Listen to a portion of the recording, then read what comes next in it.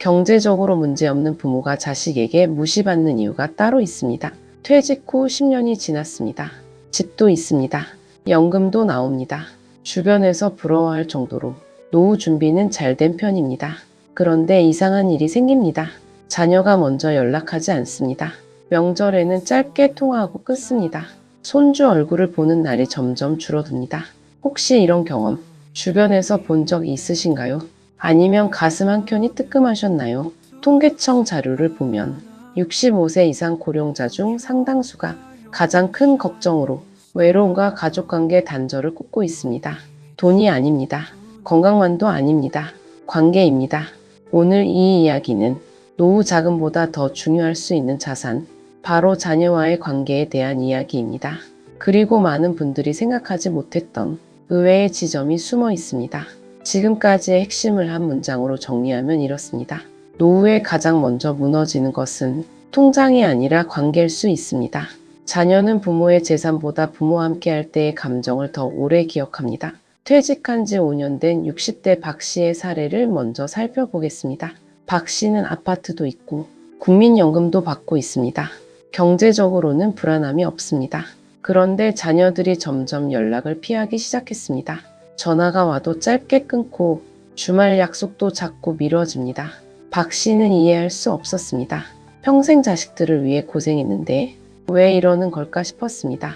그런데 자녀들의 이야기는 달랐습니다. 아버지와 통화하고 나면 항상 기운이 빠진다고 했습니다. 정치 이야기, 세상 욕, 건강 걱정, 친척 흉, 30분 통화가 끝나면 지쳤다고 합니다. 이게 참 묘합니다. 사람은 대화의 내용보다 함께 있을 때 느끼는 감정을 더 오래 기억합니다. 심리학 연구에서도 이 점은 일관되게 나타납니다. 상대방과 나눈 구체적인 말보다 그 자리에서 느낀 정서를 더 선명하게 기억한다는 것입니다. 자녀가 부모와의 통화를 피하게 되는 것은 부모를 사랑하지 않아서가 아닐 수 있습니다. 매번 통화 후에 무거워지는 마음 때문일 수 있습니다. 그렇다면 왜 이런 패턴이 반복될까요? 첫 번째 이유는 대화의 방향입니다. 불평이 많은 대화는 듣는 사람을 소진시킵니다. 세상이 잘못됐다는 이야기, 정치가 문제라는 이야기, 건강이 예전 같지 않다는 이야기, 한두 번은 공감이 됩니다. 하지만 매번 반복되면 자녀 입장에서는 그 대화 자체가 부담으로 느껴지기 시작합니다. 결국 부모와 함께 있는 시간이 위로가 아니라 소모로 바뀝니다. 그리고 그 순간부터 연락 빈도가 줄어드는 것입니다. 두 번째 이유는 간섭과 조언의 경계입니다. 많은 부모들이 사랑과 간섭을 구분하지 못합니다. 처음에는 걱정해서 시작합니다. 그 회사 괜찮니? 집은 언제 살 거니? 아이는 그렇게 키우는 게 아닌데 돈은 제대로 모으고 있니? 한 번은 조언입니다. 두 번은 잔소리가 될 수 있습니다. 반복되면 통제처럼 들립니다. 여기서 헷갈린 분들 많습니다. 부모는 사랑이라고 생각하지만 자녀는 평가받는다고 느낄 수 있습니다. 성인이 된 자녀를 대상으로 한 가족관계 연구에서 부모와의 관계 만족도를 높이는 가장 중요한 요소 중 하나는 존중받는 느낌이었습니다. 나이가 몇 살이 되든 사람은 자신의 선택을 인정받고 싶어 합니다. 40대, 50대 자녀들은 이미 자신의 삶을 책임지는 독립된 어른입니다. 부모의 경험은 소중하지만 그 경험이 반드시 정답은 아닐 수 있습니다. 흥미로운 사실이 있습니다.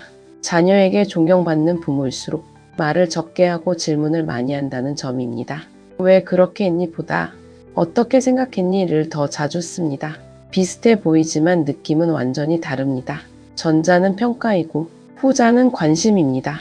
세 번째 이유는 배움을 멈추는 것입니다. 한 70대 어르신 사례가 있습니다. 손주와 대화하고 싶어서 스마트폰 사용법부터 시작해 영상 편집까지 배웠다고 합니다. 손주들이 할아버지를 대하는 태도가 달라졌습니다. 나이 때문이 아니었습니다. 새로운 것을 배우려는 모습 때문이었습니다. 반대로 나는 원래 이렇게 살아왔다. 요즘 세대는 이해할 수가 없다. 세상이 잘못됐다. 이런 말이 늘어날수록 자녀와의 대화는 줄어들 수 있습니다. 과거에는 경험이 가장 강력한 무기였습니다. 지금은 경험과 유연함이 함께 있어야 합니다. 심리학자들은 말합니다. 나이가 들수록 사람을 매력적으로 만드는 것은 지식보다 개방성이라고, 모든 것을 아는 사람보다 새로운 것을 배우려는 사람이 더 존중받을 수 있다는 이야기입니다. 지금까지의 핵심을 한 문장으로 정리하면 이렇습니다. 자녀가 멀어지는 이유는 재산이 아니라 대화의 온도와 태도에 있을 수 있습니다. 그런데 아직 가장 중요한 이야기가 남아 있습니다. 붙잡을수록 멀어지고 자유롭게 둘수록 가까워지는 역설이 있습니다. 퇴직 후 혼자 지내는 70대 김 씨 사례를 보겠습니다. 하루 종일 자녀의 연락을 기다립니다. 전화가 오면 기분이 좋습니다.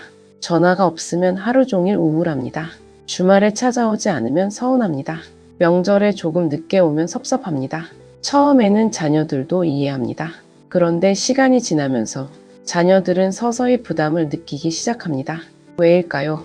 부모의 하루 전체, 부모의 감정 전체가 자신에게 달려있다고 느끼기 때문입니다. 사랑이 부담이 되는 순간입니다. 이것이 오늘 이야기의 가장 중요한 지점입니다. 자녀가 가장 편안하게 찾는 부모는 자녀를 사랑하지 않는 부모가 아닙니다. 자신의 삶도 함께 살아가는 부모입니다. 취미가 있고, 친구가 있고, 건강을 관리하고, 자신만의 하루가 있는 부모입니다. 이것이 역설입니다. 독립적인 부모일수록 자녀는 오히려 더 자주 연락합니다.